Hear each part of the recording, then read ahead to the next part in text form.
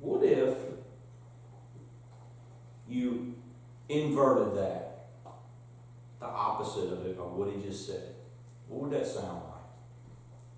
Finally, brothers, whatever is false, whatever is dishonorable, whatever is unjust, whatever is impure, whatever is repulsive, whatever is disreputable, or morally suspect or unworthy, focus on these things.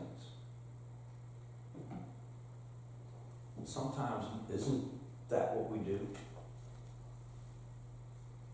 Do you know people that do that? That if you took that passage and just flipped it and made it exactly the opposite. There's people out there, and I think we've all been guilty of it, maybe not everything at one time, but we've allowed, for instance, whatever is false. How many times in your life have you made decisions based on information that is not true? Because you didn't take the time to go to that person, like God just told us. Not go to their friend, not go to the church, the preacher, not go to their brother-in-law or their best friend. Go to that person and say, hey, I got a problem with something that I heard you said, or I saw you do, or whatever it happens to be. But instead, we don't do that, and then we start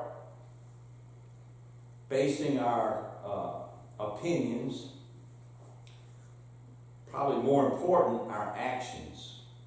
The way we act toward other people is driven by falsehood.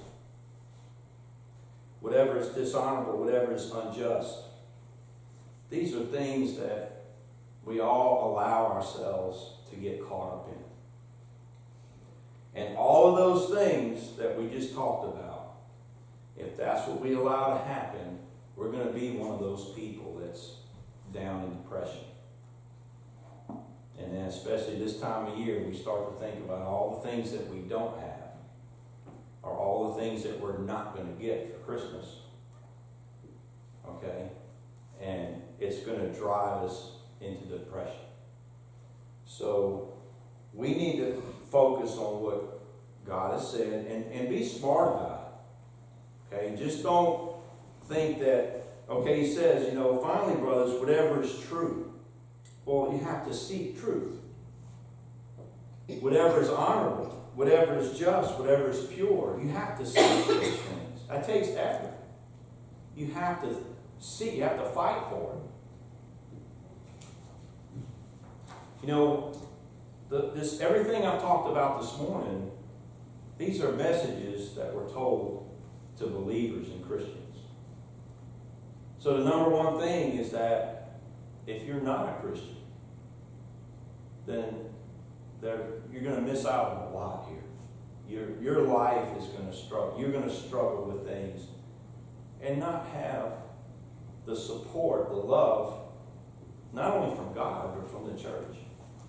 There's no reason that you should wait to grasp hold of what God has laid out there for us. And you're going to struggle. Everybody does.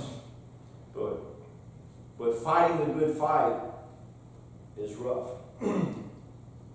Because a lot of times once you start to do that, that's when Satan comes at you. That's when he comes at you. And if you don't have the support of the church, then you're going to be in a bad way. You're going to struggle. So this morning, if we can pray with you, if you want to know more about what it is to be a Christian, we are here that we can pray with you, we can study with you, we can help you to be enlightened as we stand and sing.